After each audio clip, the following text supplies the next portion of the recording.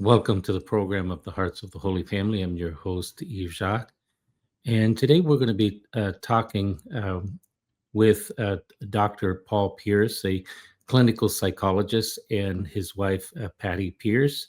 And they have a beautiful testimony that you will enjoy that was transformative, and they were truly touched by Our Lady's grace.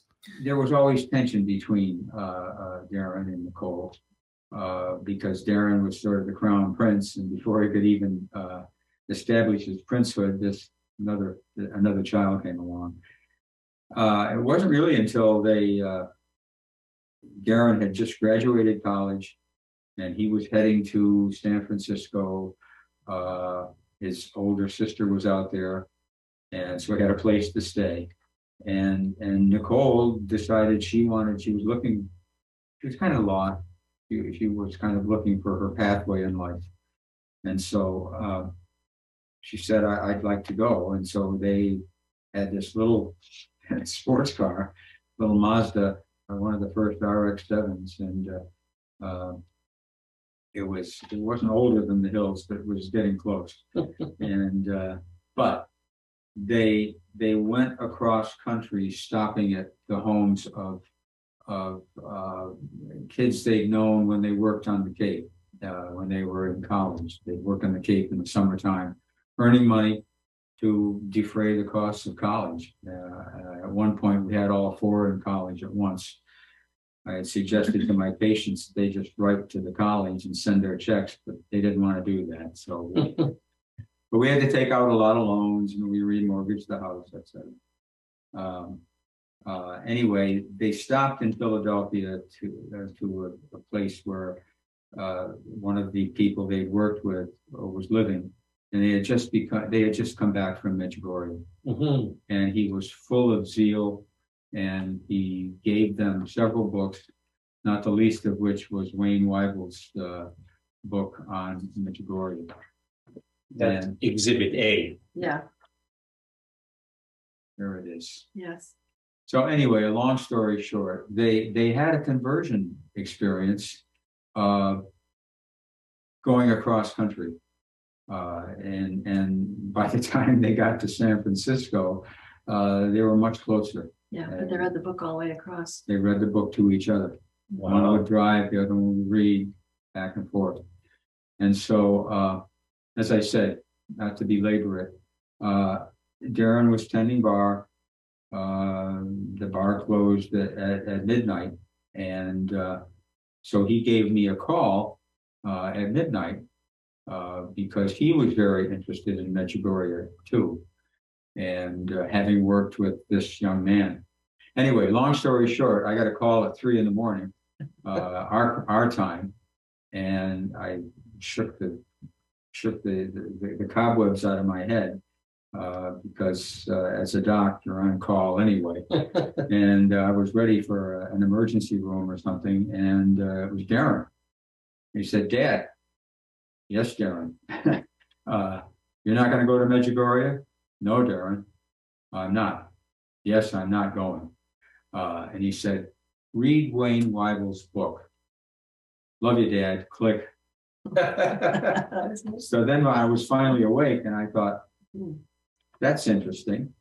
But I figured, okay, I will read the book. And I kind of devoured the book once I got started. And I decided I wanted to go to Medjugorje. Of course, I was going to protect Patty and Nicole during a war. Yeah, not really. Anyway, so that's the aegis of that. Patty, you can pick it up from there. Because so he decided he wanted to go, and I said, well, I'll give Anna, who was in charge of the pilgrimage, and I'll give her a call and say, gee, my husband Paul wants to join us. And so I called her right away. It must have been like maybe the first or second week in June. She said, well, great, he wants to go, but we have no room. It's all filled. I said, oh my goodness. So I was panicking, and I said, well, I didn't have the courage to tell Paul he could go. So I went along with him and said, well, you know what you got to do? You got to get a passport. We got to get ready and arrange stuff to go. So So for 2 weeks, he got his passport and we got everything ready to go and whatnot. So finally, maybe a week before we're supposed to leave, Anna calls me and said, guess what? I said, oh, what? Somebody had to drop out and therefore your husband, Paul, can join us. Oh, prayers answered, because, Nicole and I were praying our hearts out to Mary that he would be able to join us, and it happened. And so, long story short, of course, I didn't have the courage to tell him that there was no place, and all this time he wasn't able to go. But so it wasn't until after we got in Medjugorje that I told him the story of how, thank God you're here, because it was a change, we wouldn't be able to make it. And prayers answer, and he was with us. So yeah, and I understand now why. But when she told me, I said, so what were you going to do? Leave me in the parking lot? I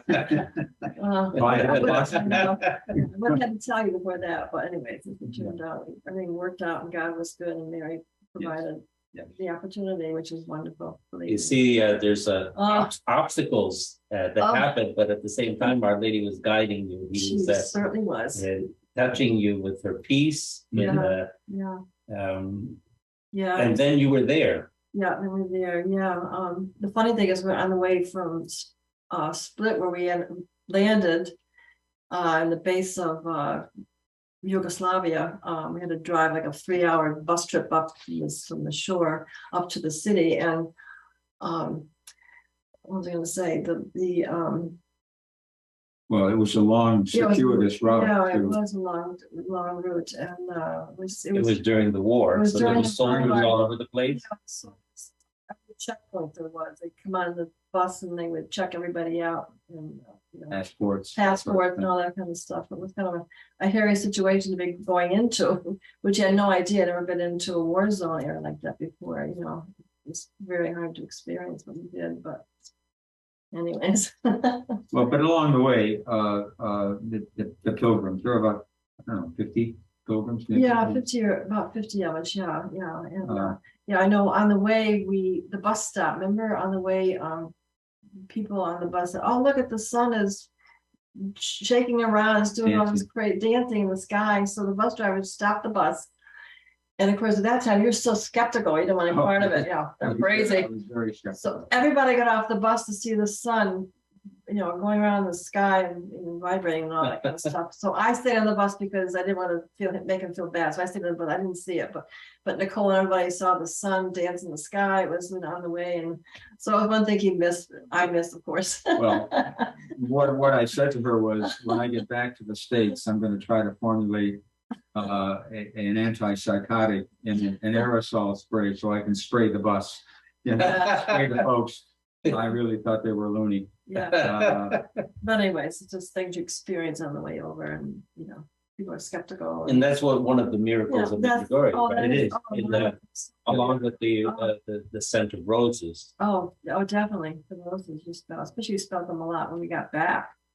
We smell them in churches here, and we'd be out and about and smell the roses. It was amazing to smell them. And you smelled them there too, because it gave you a sense of what it was going to smell like when you got over here. You couldn't help but miss it, So it's a place of many miracles and many conversions. I know there's so many, like Father Donald Calloway. He was one of those who just reading the book was enough to make him change his life. Yeah, exactly. And there's many in that category, and it's really Our Lady's calling us for conversion. Right? Calling all of us for conversion. And so people go there and they receive this beautiful peace. Oh, they do. And it's nothing to compare in the world. No, it's very. It was the most peaceful place I've ever been. Yeah, especially during the war, because all around us war was going on. Yeah, no, and you could hear it. Can you imagine receiving peace in the midst of war? I know. I mean, that's really Our Lady. It was. It was. Definitely. It was quite the experience. Of course. Well, when we got there, we had like 21 hours of wake. We didn't have any sleep for like 21 hours, 22 hours, all the travel we did. So we got to bed maybe 3 o'clock that morning, and like 6 o'clock in the morning, we're gonna knock on the door. Get up, we gotta go. Just cross mountain. Everybody get dressed. We gotta walk up the Cross Mountain. So And so we get to Cross Mountain, and about 6 o'clock in the morning, and there's hundreds of people. And Cross Mountain is where the cross is at the top. And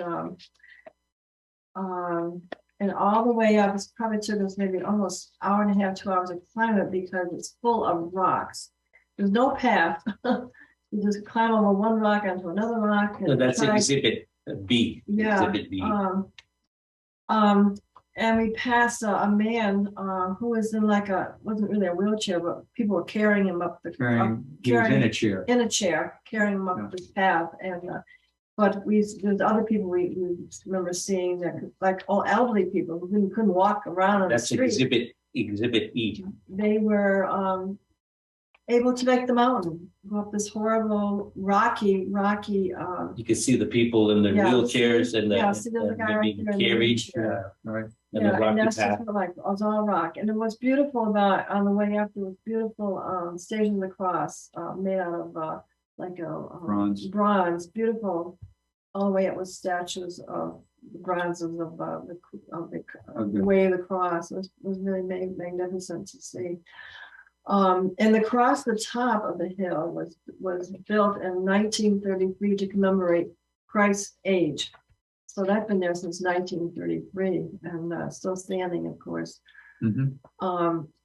And before we went, we had some dear friends that had gone there a couple of years before we were able to go there, or maybe 3 or 4 years before we did. And this gentleman was a real dear friend of ours. And he went the first time, maybe 86 or sometime like that, in 86. And he was going to go because his wife, she wanted to go, and so he went because of her. Okay.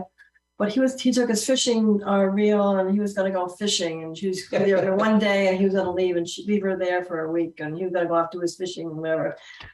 So anyways, obviously after being there a day or so, he really became convinced that this was really, really happening. What really happened with him that he told a story about is he went twice. The first time he was there, every night when he looked up at the cross on the hill, the top of the hill, Mount Kruševac, this huge cross, it's a huge cross, you can see it from the village down below, was lit up every night with lights, okay? And every night for that week that he was there, every night you look up and there was the cross, you can see it from where they were down in the village of Medjugorje, okay? So they go back maybe 2 years later to Medjugorje, through this time, of course, because they've been there, and then they went back with, Father Roach went with them, and other people went with them, and so when he got there, the first night he was there, he looked up at Mount Kruševac to see the cross. Couldn't see it. There was no lights around it. Okay. And he figured that everybody saw it when he was there the first time, and they didn't talk about it. He just figured I saw the same thing he saw.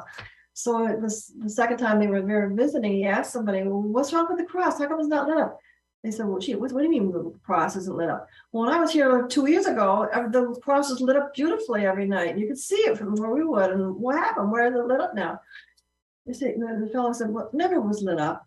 There was never any lights on it. Of course, Frank wouldn't believe it.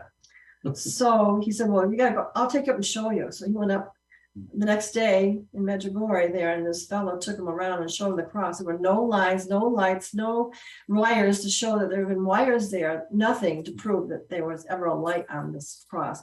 And that was like, wow, talk about miracles. That was a life-changing event for Frank. Yeah, and of course, his whole life really changed. He was changed before that too, but anyway, it's just something I was thinking when I look at the cross, I think of Frank. It was amazing. Mm-hmm. Yeah. But again, the first morning that we went up, again, we all traveled up the mountain, all of us in our group, and we got to the top, and we had mass in the morning before we left. Mass afterwards. At the cross. Yeah, we had mass at the cross, and then it was like 50 of us, and we all kind of got little groups, around the cross on top of this mountain. Beautiful view. And we all kind of did our own little group. We all kind of said the rosary, like I think Paul and I were alone doing our rosary, and maybe 3 or 4 people were there doing their rosaries. We all kind of got little groups around the rosary on top of the mountain. And so I had, on the way over, I had taken the rosary of my father's. He had passed away a bit earlier, and I took his rosary along with a special trip. And I also grabbed a rosary of mine, which was old. I had it since I was a child. And you know how sterling silver, if you had it 20+ years, whatever, it can, the silver turns to like a Tarnish. tarnish, yeah, it's tarnished, like The chain. the chain, like the metal on here is tarnished, it's black almost. And the chain was black, okay? So the only thing I had to pray the rosary with was this rosary. It was all black and yucky. I didn't want anybody to see it. So we're sitting there praying my rosary, you're using your rosary, you had your rosary, and so go ahead. Well, Patty had the rosary in her hands, and as she was getting just about to the first decade, I said to her, I'll clean it up. I said, Patty, what the heck is going on? I didn't say heck, but and she looked down, and the chain was turning to gold. I say turning. It had not. Like, as far as we'd gone, the chain was gold. Yeah. And then as she got into the first decade and moved up, it continued to turn to gold. It blew me away. We were on top of a beautiful June morning, bright sunshine, on top of Mount Krisabach, saying the rosary with a cacophony of mortar fire in the background. They were bombing Mostar up the road about 30 miles. It's an Exhibit C. It's the rosary that had turned to gold. Yes, yes. So you could actually see the gold. It has light blue beads, light blue beads. Yeah, and the point is that it became more beautiful during the week. And I know, being selfish, I guess, that this was one of the reasons that I was there, because I think the Blessed Virgin Mary wanted this doctor, the social scientist, to see the light. When we got back, Patty and I have been members of the Cursillo movement for almost 50 years. I was on a team at the time getting ready for a men's Cursillo, and my daughter had bought the diamond for her engagement ring from one of my friends who had a business in old gold and diamonds. And so he was an expert. And I told this story at this Cursillo meeting because I was very much full of zeal for what had happened. And I knew that Medjugorje was the real deal. And I told this man, and he said, no, come on, that didn't happen. I said, wait till next week. Our next meeting is at my house. I'll get the rosary. And when we had a break in the meeting, we went out to the kitchen where there was an overhead light, and it shone on the rosary. And I watched his mouth drop open, because this man, this expert in gold, said, well, not only is this gold, this is old gold. This is a kind of gold that was minted in the mid 1800s. You can't get this gold anymore. Mm. So, I mean, there it is. And he was amazed. That's all I can say. And this rosary has been a marvelous, it has sign value. All right. To just, I think Mary speaks to us in many different ways, but this was a way that really got to me. And as I said, as the rosary grew more golden during the week, so did my sense of peace and my sense of giving up a lot of my cynicism. And it's interesting, Dr. Paul, you mentioned that while you were praying that rosary, and it was turning to gold, you could hear the bombs in the background. Exactly. But you were totally at peace. Oh, definitely.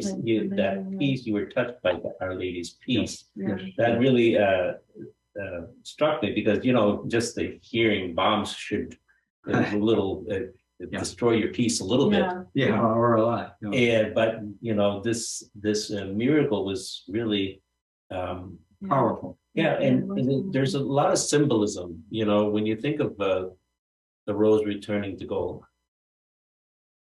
how important it is to pray the rosary. Oh, definitely. Definitely. I do encourage the people listening that these are signs and wonders that God gives us, but they're pointing to something Yes. There's something greater. And that is for you and I and all of us to cherish this gift that Our Lady has given us of her rosary. Yeah. So these are signs, but they're signs for us to share. Yeah. And that's why we're doing this program. And I Yeah, want to yeah, thank you for sharing that. This is truly important. Yeah. When people understand that. There's one thing I want to say about the rosary, as Mary has mentioned in her messages. People were concerned about the war back then and what do we do and how do we fight and so forth. And of course, first she said the most important thing is the Eucharist and to receive the Eucharist at Mass. That's the most important. Okay, the second most important is the rosary. And she refers to the rosary as being our most important weapon we have. She calls it a weapon against evil. Okay. True. And these are her words, not mine. Mm-hmm. Consider the rosary a weapon. Okay. And we use the weapon, we can defeat Satan, the wars, anything that's in our way of loving God, that we have this and pray it every day as you can, as your weapon. It's very important. And something that come to me, Patty, as you're speaking, is the 5 stones. They always talk about the 5 stones, which is the image of David and Goliath, the 5 stones that David had. And the 5 of them is prayer, the mass, confession, fasting, and which is the other one? I wrote it down here. Let me just well, confession is very important. Yeah, so it's prayer, fasting, mass, and the Bible. You can't forget the Bible. So, those are things that, but Our Lady did say something that always struck me, is that she said that in fasting, fasting will avert war. It will stop wars. It really goes to the very.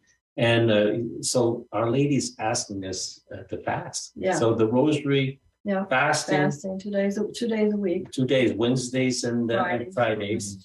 Bread and water. That's very, very specific. And one of the things that really struck me also is that when Our Lady started appearing, and these children had all these signs and wonders, the whole village started praying. And the people, they all converted. They all, from one day to the next, it was like Our Lady took them in her arms, and that's they received that peace, and they were able to share that peace. So when you went, you could sense that. I was immersed in it. Especially I was immersed in it. It was you walked the streets. We walked the streets in '93, and people were walking with the rosaries in their hands.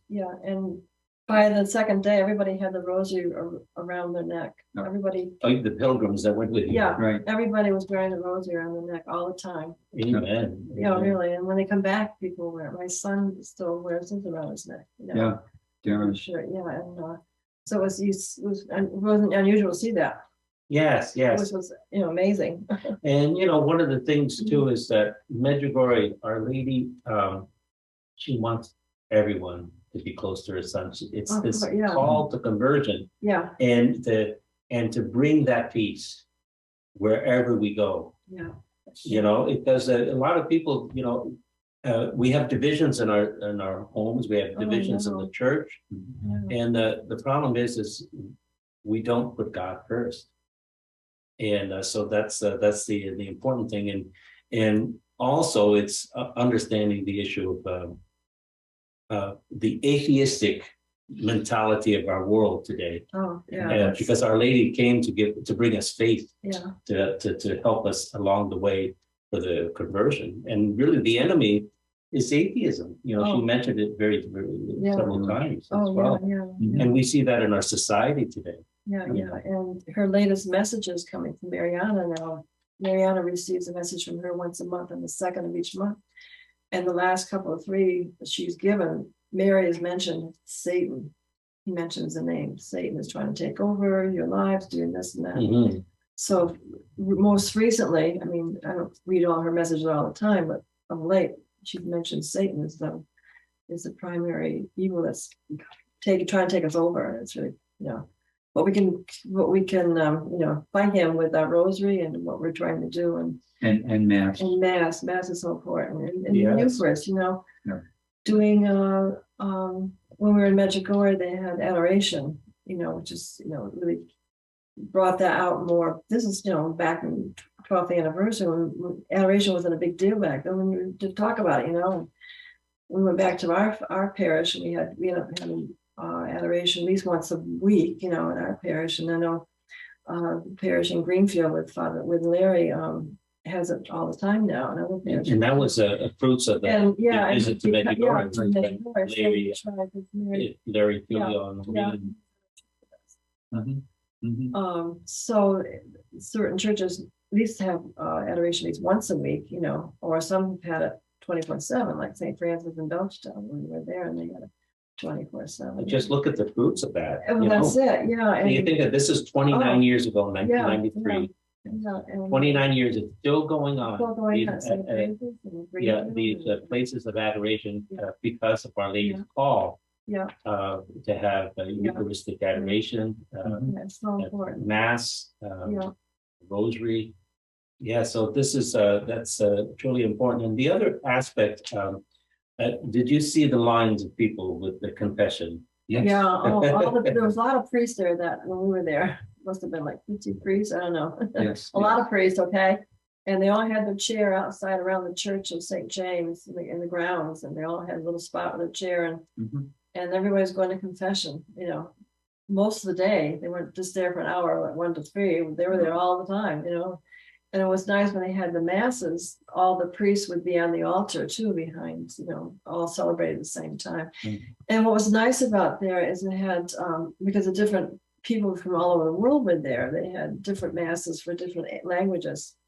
Our mass is like 10 o'clock in the morning, and then they had the Croatian mass was at 6 o'clock because when Mary appeared in the church, she usually appeared about 27 in the church. So we had a mass before that and the rosary.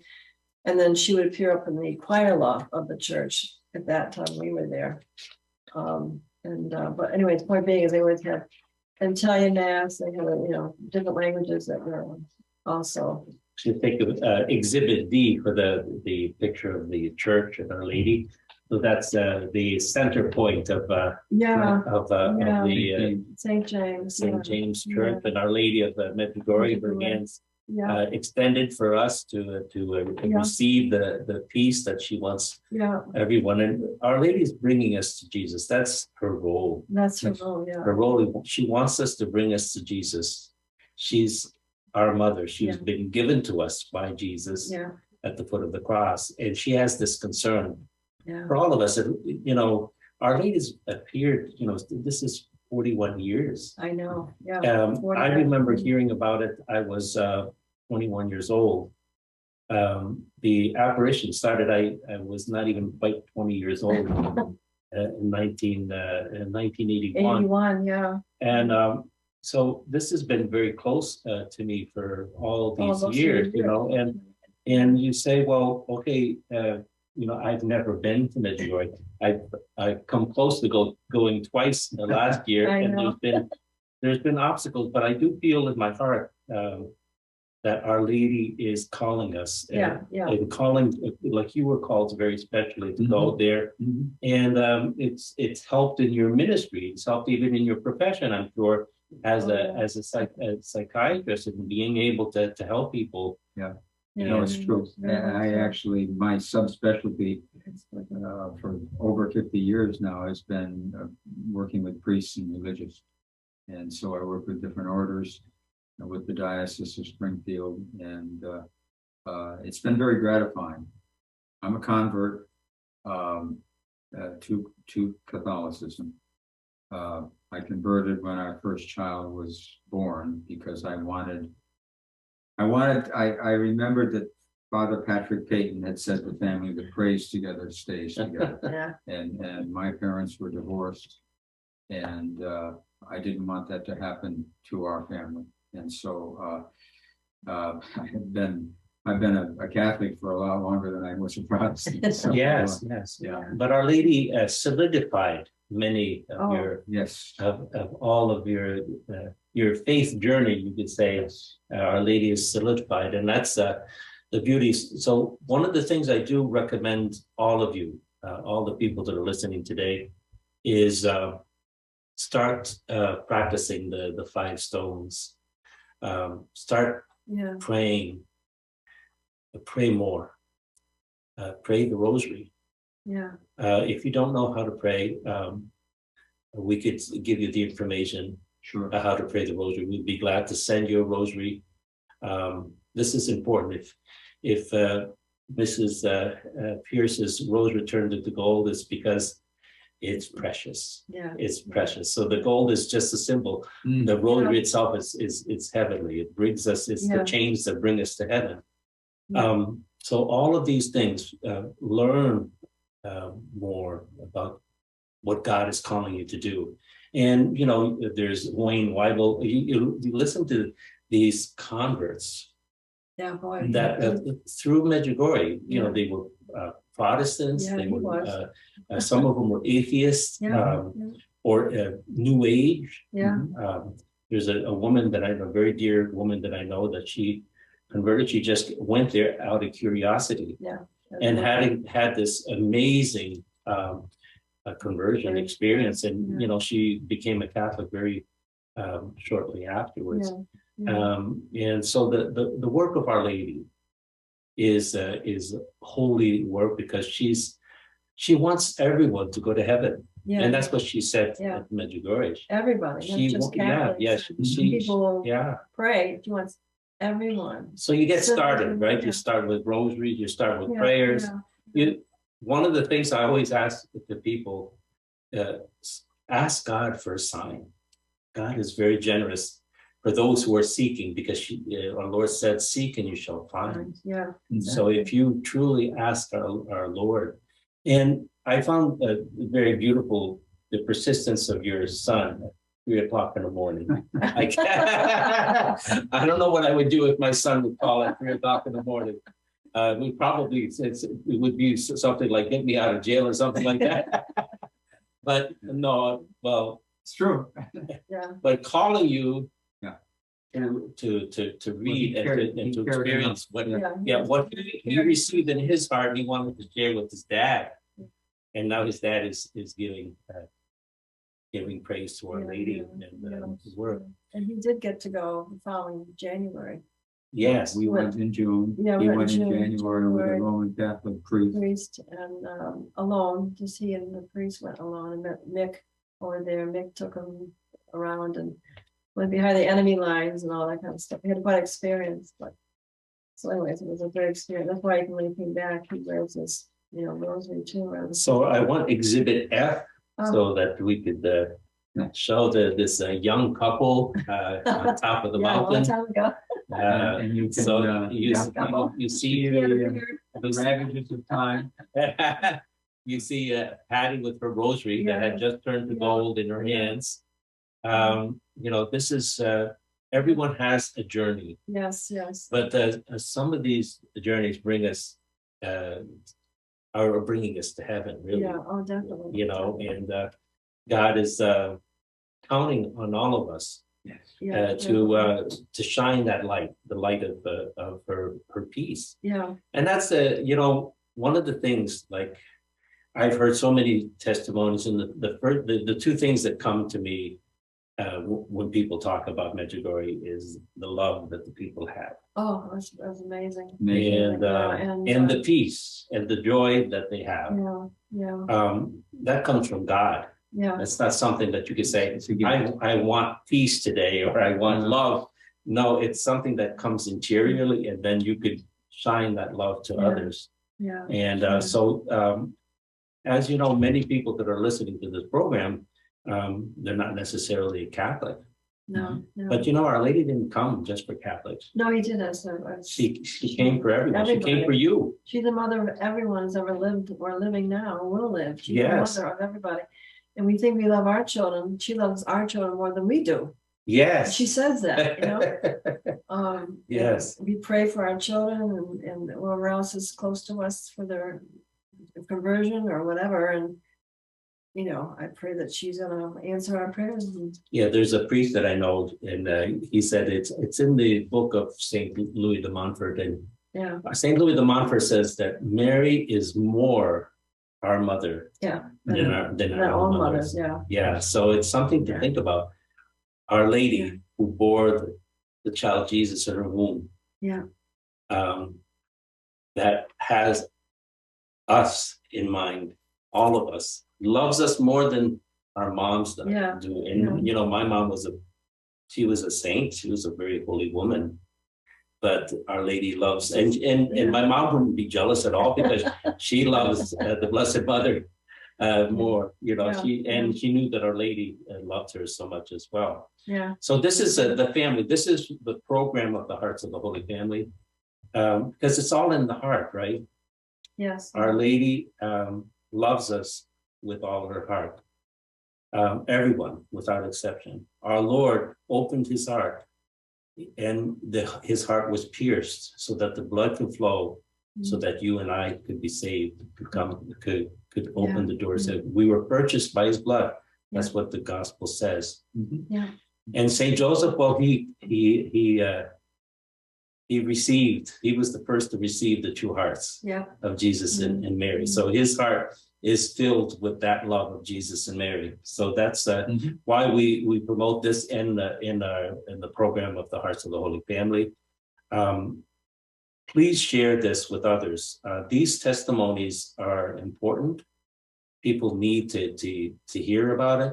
If you need any information about it, I'm sure Paul and Patty, they have a video that we could maybe spend a few minutes with that. We're almost, the time is getting short here, but they made a home video that they can professionally set up to give their testimony of what happened. Because one of the things that we haven't talked about, because we were talking about the glories of Mary, is the peace that they received.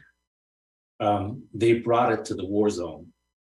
And that's something maybe for another program. Yes. But I'd like to show because they do have a video on it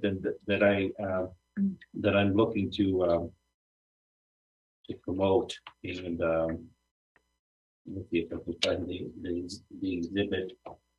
It was your daughter. Yeah, so exhibit J is the refugees, because during the war, you could explain more the refugees and how they came to Medjugorje, and you were able to help them as well. But you went to the war zone as well. Yes. Well, again, we're in Medjugorje during the war, and Mick was a soldier before he became our tour guide. He was a famous singer, I guess, for Yugoslavia, and they took him out of the war to protect him. And he turned out to be our guide because he could speak English. Okay. And so I was, I guess, by the only one in the whole group that had a video camera. And I was taking videos, everything. I didn't have many pictures to show, but I had lots of video. And so he said to my husband and Nicole and I, if we would go one day with him and visit all the refugees in the area. You were talking about how it was a loving, caring community in Medjugorje people, and yes, because these people who lived in Medjugorje had homes there, and they were welcoming the refugees who were coming down from Sarajevo and up in northern parts of Yugoslavia down to the peaceful village, because everybody who was Croat, first they were Catholic, and people if they were Croat weren't Catholic, they were being murdered. There's a whole lot of stuff we could talk about, but the point being is that Vic told us about all the refugees, and he wanted me to go with my camera to photograph, videotape all these families and so forth. And before we did that, they were refugees. They were all just mothers and the children who survived. Okay, and they walked at night alone or with groups, obviously, from like Sarajevo, all those communities up above there. How many during hours? the night?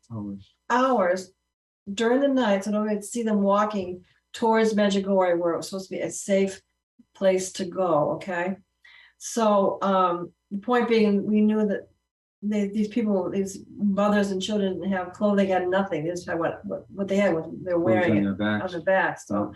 So what we did was we asked the 57 people in our group to donate money or clothing, okay? So between us, we gathered like maybe 10 huge bags, garbage bags, clothing taken from us, the pilgrims on our trip, and money. We had like what? How many money? $2,100 worth of something like that money. Okay. So we gathered all this stuff, and Mick, who was a soldier, and another couple of people, men who were somehow involved in the war and stuff, in getting these people down to the communities.